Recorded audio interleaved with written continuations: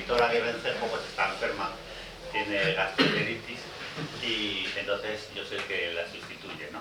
Y pues nada, muchas gracias por venir aquí, gracias también a la librería por acoger el evento y bueno, pues voy a presentar a Paco Gómez Escribano, que es pues un autor de novela negra, desde mi punto de vista, y no porque sea mi colega, pues uno de los mejores. Y además también es músico, ¿no? Toca la guitarra, la batería, tiene un grupo que se llama Ochentaco, lo cual lo dice todo. Y cocino bien. Te compro. Y bueno, la persona que no está, que ahora vendrá, que es José Antonio pues Jiménez de las Heras, ¿no? Que es sí, un profesor de imagen histórica de la Complutense. Y luego pues a mí me gusta mucho presentar el libro de Evaristo Páramos, escrito por Diego Vadillo, porque a mí me parece que Diego es una figura muy importante, porque el otro día hablando con Paco lo comentamos muchas veces que, por ejemplo, nosotros que nos dedicamos a escribir novelas, siempre echamos de menos una buena crítica textual, ¿no? O sea, que haya autores que sean capaces de coger textos, autores, de hacer críticas académicas, profundas, bien hechas, ¿no? Con un bagaje cultural, literario amplio, pues algo diferente a lo que viene siendo hasta ahora el señor o señora que le gusta leer, abre un blog y comenta sus preferencias o puntos de vista, ¿no? Y además, pues Diego hace una cosa muy extraña, que es, pues elige a un personaje, lee o escucha todo lo que hay sobre ese personaje y sin hablar con ese personaje, porque lo hiciste con Herrera, ¿no? El poeta, y con Tertulio, el periodista, y luego con Evaristo Páramos, o sea que hay un personaje que te gusta, ¿no? Y su obra, y tú sin decir nada a nadie, sin hablar con el personaje en cuestión, te sientas y empiezas a escribir sobre él y de ahí sale un ensayo, ¿no? Que también es una cosa muy peculiar, ¿no? El gusto por el ensayo, que ya muy poca gente, bueno, yo solamente te conozco a ti como escritor, ensayista y convencido, ¿no? Y eso por una parte, que ya es mucho. Y por otra parte, Diego también es importante porque yo le conozco porque somos profesores en un instituto y le hace una cosa que a mí me parece importantísima y es que hace que los chicos escriban, ¿no? Ha hecho un club de lectura, tiene una revista literaria y los chicos, los alumnos jóvenes, pues escriben y hacen sus pequeños textos literarios y claro, siempre que estamos quejándonos de que no leen los chicos, no escriben, de que no están en dificultad la literatura, pues ahí está Diego que les impulsa, les anima y realmente consigue unos textos de unos chicos jóvenes, la verdad es que es muy interesante, yo los escribo. Y bueno, pues yo para empezar, pues ya voy a preguntar a Diego por qué Evaristo, ¿no? ¿Por qué te decidiste por este personaje, ¿no? Bueno, ya leyendo el libro, pues ya nos hacemos una idea del por qué, pero mejor que no lo cuentes tú. Bueno, pues yo soy fan de Evaristo desde los 14 o 15 años, cuando llegó a mi poder el Salve en una casete grabada. Y claro, empecé a oír esas canciones y sin entender algunas de las letras aluciné. O sea, el come mierda y todas esas cosas me parecía fascinante. Que se pudiera hablar de una manera tan desenfadada diciendo verdades tan palmarias, ¿no? Y siempre me pareció un tipo tan macarra como lúcido. Y eso es muy seductor también, ese punto de macarrismo, ¿no? Y si encima le acompaña un pozo de lucidez, pues ya para qué queremos más. Entonces, Evaristo siempre ha sido uno de mis ídolos. Está Umbral, Evaristo y algunos más, pero Evaristo yo diría que incluso más. Pues me gusta más la trayectoria de Evaristo que la de Umbral, que a veces su esnovismo derivaba por derroteros no del todo edificantes, pero Evaristo a mí me parece un tipo de una pieza y que ha evolucionado muy bien y que ha sido fiel al discurso que ha esgrimido, por más que digan que incurren en contradicciones. Por ejemplo, se ha contado que he leído yo por ahí que decían que claro, que yo lo que no digo es la contradicción que es que él diga que odia a los partidos y que luego diga que vota a un partido u otro. Yo creo que eso no es contradictorio toda vez que el sistema es el que es y uno tiene sus estrategias si no está de acuerdo para confrontarlo. Y votar puede ser una estrategia, no quiere decir que no odies a los partidos. Yo también odio a los partidos y de vez en cuando voto. ¿Qué pasa? Que mi voto atiende una estrategia porque yo sé, tengo los pies sobre la corteza terrestre y sé por dónde va la vida. Y bueno, pues a lo mejor estratégicamente tengo un voto u otro, pero no porque ame a los partidos, que no son santo de mi devoción, porque ya todos sabemos lo que constituyen los partidos, ¿no? Pues una fórmula de que una serie de élites se repartan el poder en un momento u otro, ¿no? Y aparte se convierten en facciones y en clubes de intereses que a lo que se dediquen es a, digamos, a meterse en sus luchas interpartidistas e intrapartidistas y desatender lo que tienen que atender. ¿Y por qué dices que es un juglar? Es un juglar porque al final es la versión actual de la figura del juglar. En la Edad Media, los juglares pues iban ganándose la vida a través de sus creaciones y sus escritos. Eran gente que, como Evaristo, no tenía una gran formación reglada y por eso a lo mejor tendrían ciertas imperfecciones de métrica o de otro tipo, pero tenían también gran lucidez e iban contando a las gentes que vivían en los puntos poblados una serie de cuestiones entre lo legendario, lo verídico, e iban amenizando. Evaristo ameniza, pero además crea conciencia, ¿no? De todas formas, había mucho tipo de juglar. Entonces, Evaristo es un juglar de los que crean conciencia y en la vida actual pues hace lo que hacía el juglar. Entonces, él lleva viviendo ya muchas décadas de eso que yo veo como un nuevo mester de juglaría, pero llevado a la actualidad, ¿no? Entonces es un tipo que ha cantado las verdades del barquero desde hace mucho tiempo y sigue haciéndolo, no ha abdicado de eso. Y a mí me entrevistaba hace poco un periodista del Diario de Álava y yo le decía que es de los personajes más interesantes que veo en este país. Era y lo sigue siendo para mí. Y en cuanto a lo que decías de que por qué escribo sobre personajes que me interesan sin haberlos tratado en un principio personalmente, pues me gusta no prejuiciarme con el trato personal. Luego ya puedo escribir otro libro más, que es el de, una vez he conocido a la persona y tal, las impresiones que he recibido al aspecto. Pero me gusta no contaminarme con el trato personal. Entonces, buscar fuentes objetivas y tal, fuentes externas, y junto con mis pareceres, pues contrastarlas y elaborar un marco teórico. Claro, pero te surgirán preguntas que podrías resolver tranquilamente preguntándole a la persona, ¿no? Pero si es que es tan esclarecedor cada vez que habla. A mí yo creo que fue en la pandemia cuando ya me decidí a escribir el libro. Pues para entretener muchos de aquellos largos instantes de encierro, yo lo que hacía era ponerme entrevistas en distintos medios de Evaristo, en radios independientes, en radios más mainstream, pero sobre todo en radios independientes, ¿no? Y él invariablemente siempre tenía alguna apotegma, alguna sentencia lucidísima. Y un prisma y una manera de ver la realidad tan exacta y con un espíritu crítico tan vasodilatador que es que me parece muy interesante. ¿Pues ya lo has conocido? Sí, pero no en profundidad, o sea, fue todo de manera muy, ¿cómo decirte?, muy instantánea, porque fue en el último concierto que dio en Madrid, ¿no? Que yo me acerqué y le avisé que había escrito un libro sobre él y tal. Y luego ya, a raíz de que saliera el libro, contactamos a través de la editorial y todo eso, y bueno, cuando se tenga la oportunidad, pues llevar a cabo ese encuentro, ¿no? Espero que no sea mucho tardar. Y bueno, parece ser que no le desagradó del todo. Hombre, claro, joder. Claro. Oye, Paco, ¿y tú te acuerdas cuando empezó a sonar la Polla Records? Claro, como no voy a acordar.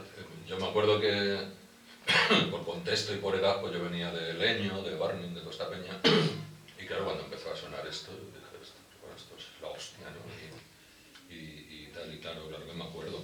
Y además me acuerdo del contexto, era un contexto geográfico muy concreto, el País Bajo, era un contexto social también bastante concreto, porque claro, yo me acuerdo de la movida madrileña, digamos que nos la impusieron, ¿no? Fue de arriba a abajo, ¿no? Porque cuando vino la movida madrileña yo me acuerdo que estaban estos grupos, Leño, Barning, demás, pero claro, eso no interesaba y de repente nos empezaron a imponer a secretos a Nachapo, a su puta madre, pero claro, es que esta movida vasca fue todo lo contrario, fue de abajo arriba. Entonces salieron Cicatriz, salieron Escorbuto, salieron Cortatu, Y además yo te quería preguntar, porque fíjate que en este contexto yo iba de vacaciones al País Bajo de una tía allí y tal, y yo enseguida me di cuenta, pues yo soy de Canillejas y tal, y yo dije, joder, si en Canillejas hubiera algo así como aquí, pues yo veía que allí los chavales se enganchaban al entorno Abertzale, al entorno de ETA, las ribotabernas, aquello era muy, muy flipante. Digo, joder, si aquí hubiera algo igual, nosotros nos engancharíamos a esto también, ¿no? Pero sin embargo, la movida vasca, excepto Cortatu sí que tenía una cierta ideología Abertzale y tal, pero estos escorbutos, cicatrices, eran apolíticos, eran anarquistas. Y yo te quería preguntar, ¿cómo ves tú eso de que no se engancharan al banderín de enganche, que era muy fuerte Abertzale? No, pero Evaristo lo dice, que los despreciaba el sistema porque era la juventud drogada. ¿No? Entonces, para hacer la revolución nacionalista no servían. Y fue por un periodista que estaba en el diario Gara y tal, que el que se inventó el tema del rock radical vasco, que a Evaristo no le agrada, y a otros muchos grupos, ¿no? Entonces, para llevarse el tema de la música de todos estos grupos, que le publicaran artículos en el periódico, pues inventó el rótulo de rock radical vasco, y así enganchó un poco. Y luego ya vieron que algunas de las proclamas y tal, pues podían interesarles y tal, y en la medida que les resultaron útiles, pues ahí, digamos que conectaron el independentismo con todo esto del rock radical vasco. Pero que había cantidad de grupos, cantidad. Y verdaderamente, bueno, esto ya te digo, Corbuto, China, pero que realmente el grupo ideológico era Cortatu. Sí. A mí me gustan todos esos grupos, siempre me atrajeron mucho todos estos grupos del rock radical vasco, pero siempre la Polla Record me seducía por la elaboración de las letras, y eso se lo debemos a Evaristo, que siempre tuvo esa pericia especial para proclamar consignas muy lúcidas, muy certeras, muy exactas en el molde de una canción. Además él lo dice, que es totalmente, digamos, artesano, intuitivo lo que le sale. A él le viene una idea, entonces la nota o una melodía, y va calzándole la letra. Dice, y a lo mejor vienen las cosas separadas, y luego ya tengo una melodía muy guay y voy cambiando lo que necesito cambiar métricamente de la letra para que se ajuste y tal. O sea, es muy, podemos decir, pedestre el modo, pero muy, muy eficaz. ¿Y ha dejado discípulos? ¿Otros grupos que deriven No lo sé. ¿Veis vosotros algún discípulo? Aquí el respetable. No. Yo es que todavía no he visto. Pues, a ver, por ejemplo, Extremoduro, digamos que busca más. Roberto Iniesta busca más premeditadamente resultar poético. A ver, otro ácrata ya de hace un tiempo, Valle Inclán, que era un ácrata, decía que a él le gusta sacar la piedra que hay en la joya y la joya que hay en la piedra. Entonces, lo que buscaba Roberto Iniesta era llevarse el punk y todo esto hacia la poesía, de una manera premeditada, incluso robándole a otros poetas versos y entreverándolos en las suyas propias, ¿no? Entonces, la poesía que le brota a Evaristo es la joya que brota de la piedra, ¿no? Y eso a mí me parece fascinante. Iniesta era un músico que quería ser poeta. Evaristo es un poeta que accidentalmente es músico, y él no se considera músico ni es consciente de que hay mucha poesía entreverada en sus letras. Porque además yo me atrevería a decir que ha leído a gente como Gómez de la Serna, de la otra generación del 27, porque utiliza mucho la greguería o esos hallazgos. En su libro, por ejemplo, ¿Qué dura es la vida del artista?, habla de un carabineri y dice, no es una gamba. O sea, me parece genial, eso es ramoniano totalmente. O Gatillazo tiene una canción que se llama Fascículos, refiriéndose a los fascistas, ¿no? Esos son hallazgos de la otra generación del 27. Evaristo ha leído a Tono, Miura y Edgar Neville por ahí, estoy convencido. Y está en esa línea, en muchos casos. Tiene humor, tiene un cierto humorismo que, claro, queda, digamos, opacado por todo ese contenido bronco y confrontativo, que es el que impera, pero de fondo, como si fuese un bajo continuo barroco, destila toda esa poesía, ese humorismo. tiene un prurito humanístico del que no sé si será consciente o no, para eso sí tendría que tener una conversación con él más en profundidad, para yo indagar hasta dónde él es consciente o no, y hay premeditación o no. Yo veo, como digo, más premeditación en gente como Iniesta, Cuchi Romero, el de Marea, que me parece, ese sí que me parece un creador de metáforas y de hallazgos poéticos brutal, pero es que este tiene su dimensión lírica, de poeta, de ir a recitales y tal, aparte. Roberto Iniesta es más, quiere llevarse a la música porque dice que la poesía recitada no tiene seguidores y no luce. Y... Perdona. Sí, no, por favor. Aunque sea, no sé si la dureza del sonido, pero desde luego no el tono seguramente, escape, por una parte, y por otra, en otro registro completamente distinto, Albert Pla, aunque es... Sí. Albert, Bueno, Albert Pla es un iconoclasta tremendo y también tiene cosas muy bonitas. Eso sí sería Sí. una herencia, digamos. Sí, es verdad. Lo que pasa es que no es tan, no le separa tanta edad, ¿no? A Pla de... Pero yo creo que o sea, al público, la generación del público, sí. Sí. En Albert Pla, hay canciones también que son de una poesía que a mí me llega a conmover, El camión de Y la no basura. tiene ningún toque, digamos, político. Por ninguna Es verdad. que escape, Sí, es verdad. Escape es más suena... diametralmente político y Albert Pla es más transversalmente político, es un provocador por otras vías, es verdad. Sí. ¿Tú has tocado algo de Apoya Record? Sí, claro. ¿Y qué canción te mola más? Pues... me molan muchas, ¿no? Pero nosotros con 80 tacos tocábamos la de Chu. Y la de Chu no ve bastante y tal. Cosa que para mí era una putada, porque yo era el batería, entonces... O sea, yo acababa que me daba un morir. Pero sí, claro. Hemos tocado de 80 tacos, hemos tocado de La Polla, de Corbuto también, de Portatu. Porque, ya te digo, para mí son un referente. Yo estoy en una newsletter de un escritor de novela negra y tal, y eso. El otro día me acordé de tu libro y me acordé de Balisto, ¿no? Porque como nos has metido mañana, tarde y noche el concierto de despedida de Serrat y tal, y de repente recibo la newsletter de novela negra, ¿no? Y resulta que toda la gente hablando de Serrat y tal, y yo dije, joder, digo, pues a mí no me gusta Serrat, digo, me parece un enchufado además y tal. Y al día siguiente la newsletter para Paco Gómez Escribano, es un no sé qué, es un no sé, hasta un argentino, no sé qué, ¿cómo puedes decir eso? Que Serrat es un revolucionario. Esto se va listo, claro, la hostia. Pero tampoco hay mucha tradición, pregunto, no lo sé, de analizar literariamente las letras de las canciones de algunos autores, ¿no? Es decir, que esto que has hecho tú, yo tampoco lo he visto... No, es verdad, No, le tengo el premio Nobel al... ¿cómo se llama? Al cantante este... Dylan. A Dylan, Sí. ¿no? Quiere decir que hay Eso literatura, es ¿no? popular, Dylan es Claro, pues popular. Al final, digamos que ahora tenemos medios de registro que no habían en la Edad Media de la escritura.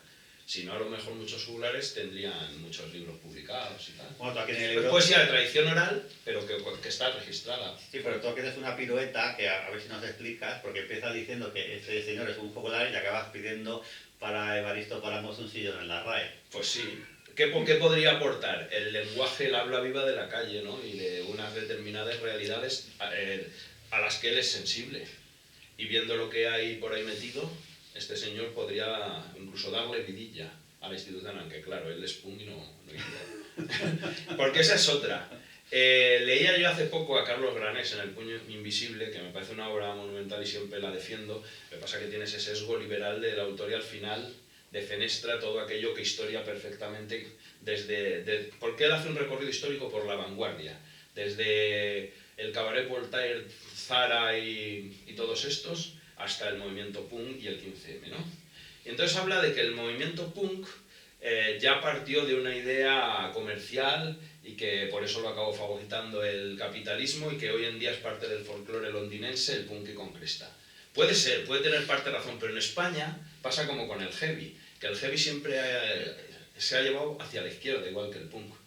Y en Estados Unidos tienes a heavy de estos glam que eran muy republicanos y tal, Kiss y gente así, ¿no? Y aquí en España no se ha dado ese caso. Y el punk español pues siempre ha sido reivindicativo y no se ha dejado fagocitar como lo ha hecho el punk inglés y de otros países por el sistema de mercado. De hecho, Evaristo no ha sido, digamos, absorbido por el sistema de mercado, no se ha dejado. Y como en muchos otros grupos, siguen teniendo vigente el háztelo tú mismo.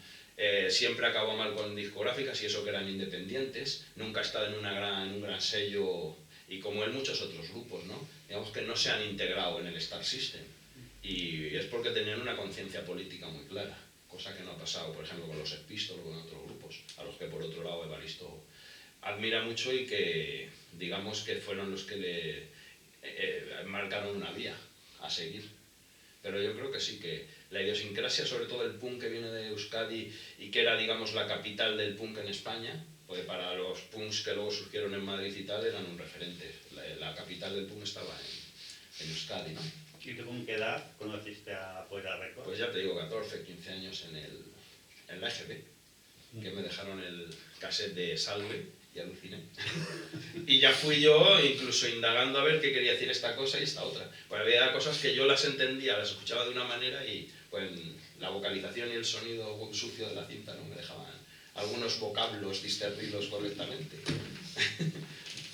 Y luego la rapidez. Tienes que comprender que eres un meón, eres un cerro de la izquierda, eres un de mierda, eres un pormeón. Y esa forma de cantarme me hacía trepidar. ¿Cuál era la canción que me dijiste que es la que más te gustaba? Delincuencia me gusta mucho, pues es una canción total. O sea, y luego el punteo que tiene y la melodía me gusta mucho. Pero vamos, son muchas, tanto de La Polla como de Gatillazo, incluso ahora de Tropado Carallo. ¿Y hay alguna diferencia entre lo que canta Tropado Carallo? ¿Tienes canciones nuevas, Tropado Carallo? Sí. ¿Y hay alguna diferencia con la Polla Records? La Polla Records es la leche. Eso es inigualable. Incluso siendo más virtuosos los de Gatillazo, pues ya tenía unos músicos brutales, pero incluso esa caña brutal que tenía Gatillazo y que tienen muchos grupos de hardcore y de punk ahora, no me seduce tanto. Pues ametrallador, ibas a un concierto y joder, acá abajo la caja con un bombo. En cambio con Evaristo tenía un punto más melódico incluso dentro de la impericia. A mí me resultaba muy agradable. Y los brincos que daban en el escenario. Bueno, es un frontman brutal, hace mucha pantomima, y también es jugularesco en ese sentido, la manera de vender ahí y de hacer espectáculo y show. Tú me contabas que en otros países el Poirot Paramos es considerado casi un filósofo. En Latinoamérica. ¿Y por qué aquí no? Sí, pues Spain is different. No, y es alucinante que tengamos un país de literatos y que siga siendo un país de literatos, y aquí la literatura está tirada al barro, y cada vez más. Pues como tú dices, ya no hay relevo en la crítica de los grandes. Aquellos Lázaro Carreteres y aquellos Vilanovas, todos esos. Ya no salen de las facultades de filología y tal un relevo que haga crítica de la literatura y de todo esto. O por lo menos yo no lo percibo, que yo tampoco estoy... No, nosotros soy estamos, yo no... ¿Tú ves algo? No, yo la veo crítica textual literaria, poca cosa. A Vargas Llosa escribiendo en El País. Con eso está dicho todo. No, es que no, obras de este estilo, pues es que yo cuando la vi flipé y tenía ganas de conocer aquí al colega, porque no, es que esto no es normal. Que alguien escriba de forma sesuda y con investigación y tal, de un tipo como el cantante de La Polla Records, que, a ver, si el rock está considerado un género, pasa como con la novela negra, ¿no? Que siempre dicen que es un género menor, que no tenemos ni puta idea, que no sé qué. Pues esto pasa igual, si el rock ya está considerado un género marginal, el punk ya, vamos, por eso te digo, el otro día toda la peña está con el Serrat, que era el revolucionario, pero ¿qué coño va a ser un revolucionario Serrat? Hostia, ser millonario. No, son una generación que ha pillado una época muy buena y se instaló y ha durado hasta los 70, ¿no? Y ya está, pero yo cuando escuché esto, claro, yo no sé cuántos años tenía, si 16 o 17 y tal, yo dije, joder, y Cortato, y a mí me gustaban muchísimo también el Corbuto. Y bueno, pues la hostia, ¿no? Que yo era heavy, no me hice punky porque ya digo, bueno, no, pero ya digo, joder, a mí lo que me mola es... Yo estaba a caballo de... Es esto, claro. Además, que era un flipe, que además, yo me acuerdo de un concierto que fuimos a Paracuellos, que no tocaron mucho juntos, pero tocaron La Polla Records y Cortato, ¿no? Y además el concejal, fíjate qué luces, pone un concierto La Polla Records y Cortato en Paracuellos a las 10 de la noche, que había tren para ir, pero no había tren para volver, con lo cual los 35.000 o 40.000 que estábamos allí en la Plaza Toros nos quedamos teníamos allí en Paracuellos toda la noche. Mira, la Guardia Civil no daba vaso. Venga, para arriba, para abajo. La hostia. Pero lo pasamos muy bien aquella noche. Prendimos fuego al manicomio. En fin, la leche. Pero que para mí fue un descubrimiento, y creo que para toda la generación mía y demás, porque eran letras, y sobre todo la gente que éramos un poco rebeldes, y claro, pues escuchabas a Escorbuto, a la Polla Record y tal, y decías, joder, esto es la hostia, ¿no? Y es lo que decía, yo no he leído, bueno, sí que hay libros, un poco, pero explicando la historia y tal, pero son muy marginales, en editoriales que no son muy... Planeta no te publicas. No. Tiene que ser indies. Claro. Es un poco indies. Yo creo que, pero ¿tú has hablaste con él por teléfono o fue Albaca. fue la editora, no? Claro. Que le mandamos un libro y como es muy cumplido, llamó para agradecer el regalo. Pero que tuvo que flipar, claro, con esto. Supongo. Sí, él decía que estaba muy agradecido y que se decían cosas de sus letras que él ni se había percatado.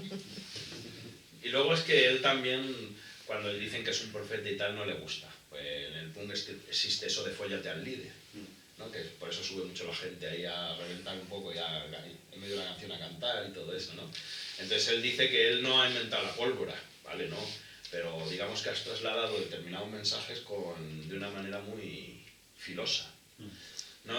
Él dice que nada cuelga del vacío celeste, que él estaba leyendo los fanzines de la época y leería, supongo, que algo de literatura libertaria y tal. Yo lo reivindico en este libro y creo que es una de mis hipótesis y la que estoy dispuesto a defender, que es un teórico contemporáneo del pensamiento libertario. Y en el libro trato de demostrar que el discurso de sus parlamentos en medios y de sus canciones está en absoluta consonancia con lo que han dicho clásicos del pensamiento libertario como Kropotkin, Malatesta, Bakunin y demás, Federica Monseni, Ricardo Mella y muchos otros. ¿Y tú crees que los has leído? Pues no lo sé. Para eso ya sí tendría que tener una conversación con él, pero si no los ha leído directamente a través de fanzines y tal, ha leído cosas muy semejantes y en la misma órbita. Pues obvio que... Claro, porque él es autodidacta, pero también muy leído, ¿no? No, Realmente fue una persona- a ver, la hija a mí me comentó que con la hija sí ha hablado y sí me comentó que él tiene como un espacio donde tiene muchos libros y que ella siempre la intentó hacer que leyera. Pero te dijo qué libro. Pero vamos, él en la página de Tropa de Caray y tal recomienda lecturas. Ah, sí. Sí. Pero es que lo mismo no lo ha leído, porque yo qué sé, bueno, a nosotros a veces, a los escritores, no, tú estás influenciado por tal, y dices, ¿por quién? No, simplemente que, vamos a ver, ante un estado de ánimo, pero yo qué sé, en aquel momento Evaristo pues, tenía el mismo estado de ánimo pues, que todos los jóvenes que estábamos en paro, que estábamos jodidos, que estábamos... No, sí, lo dice. Claro. Entonces, claro, tú tienes ese estado de ánimo y tu reacción es, pues, pronunciar ciertas cosas tal que a lo mejor ya las dijo Valle Inclán, las dijo tal en el siglo XVII, pero tú no has tenido contacto con ese pibe, claro. Sin embargo, el estado de ánimo es similar y lo puedo haber leído también. Y luego es que es un espíritu travieso, porque él contaba en Carne Cruda, creo que era, que llegó un amigo rockabilly, que le llamaban el abuelo. Dicen, todas las bandas hay uno que le llaman el abuelo, que era amigo de, no sé si de Fernandito, de uno de ellos, ¿no? Dice, ¿no tenéis una canción de chavalas? Que se refería a una canción de amor, sí, y tal. Dice, pues voy a hacer una que te vas a cagar. Y lo tomó como un reto y lo hizo como un experimento. Y es la que sale en Cuervos, Cielos y Gacelas, no me acuerdo ahora cómo se llama, pero vamos, que tengo celos de la muerte que nos separará y cosas así, dice, ¿no? Y lo hace como un experimento, que era lo que hacían los barrocos, ¿no? Un experimento, ahora voy a hacer una de amor, ahora una de no sé qué. Y luego tiene otra que yo creo que va en esa línea, que ya es irónico el título, es Pastelarium, y es una canción de amor, además con unos versos de una ejecución y de una factura del siglo de oro, ¿no? Y de un calado y una profundidad, así que no sé si es que estaba su alma henchida de algo en ese momento, lo hizo también como un experimento, ¿no? Travieso. ¿Y los otros miembros del grupo no escribían nada? Toda la letra. Él se encargaba de las letras, sí. Cada uno decía que tenía bastante con aprender a tocar el instrumento. Empezaron de cero. Abel no sabía que tenía el bajo 4 cuerdas. cuando pilló una guitarra la enchufó directamente al enchufe de la pared, en vez del baffle y cosas así. Entonces a mí me resulta entrañable, siempre que lo escucho en alguna entrevista y tal, luego que es un tipo que tiene una dimensión entrañable. Y decía yo lo de la otra generación del 27, pues en la página está de Trópado Carallo, no, de Baristopáramos.com, él recomienda libros, ¿no? Y uno de los libros que recomienda sale en una estantería y se ven algunos otros libros allí y tiene Amor se escribe con H de Javier Porcela, Fíjate. entre otras lecturas. Y la compañera nuestra Monse decía que él, viendo lo que escribe, cómo se escribe y tal, no queda desguarnecido de cierta cobertura libresca. Claro. De todas formas, es que en aquellos tiempos la ignorancia era algo muy, muy típico de la época. Yo me acuerdo esta mañana hablando con... No, pero me refiero, que no lo he dicho, a la ignorancia tecnológica, ¿no? Esta mañana con mis alumnos, no sé cómo ha salido el tema y se quedaban flipados. Y yo les decía, pues es que cuando yo tenía vuestra edad, dice, ¿no había móvil? No, es que no había móvil, sí, no había portero automático, algo tan... No joda, profe, yo qué sé, y tal. Y claro, yo me acuerdo que yo la primera batería que me hice era con tambores de Colón y de Dissan y eso, porque tampoco había pasta. Y con una cuchara. Claro. No, yo también quería ser rockero y tal, de adolescente, y claro, es que eso lo veía accesible. Claro. El punk lo veía accesible, que era lo que les pasó a ellos. Hostia, que aquí no hace falta saber tocar bien. Aunque luego han querido hacerlo bien y cada vez lo han ido haciendo mejor, claro. Y luego ya cuando cambiaron músicos y tal, pues ya vinieron gente, como él dice, ya aprendida. Músicos muy buenos, en Carpillazo, claro, ya suena de otra manera y suena muy metalero, muy cañero. Pero eso pasaba, vamos, pero no solamente en el punk, eso pasaba en grupos que luego fueron súper famosos, claro, de la movida, que no sabían tocar, los Alaska y toda esta peña, y lo mismo, no sabían tocar. Pero a mí me lo contaba mi colega Luis, que es un poco mayor que yo y ensayaba con gente de Alaska, con el zurdo y todo eso, y esa peña tenía dinero porque eran ricos. No, pero luego tenían entreverado algún miembro que se venía de conservatorio, como Ana Curra y tal, que era pianista de conservatorio. Sí. Mezclaban ahí. Pero tenían pasta, y salía un pedal que se lo compraban en Londres para la guitarra y lo traían y no sabían cómo. Claro, no sabían. Y ahí iba Luis a instalárselo. Y luego faltaba uno y le decían a Luis, venga, ponte a ver con nosotros al bajo para ensayar.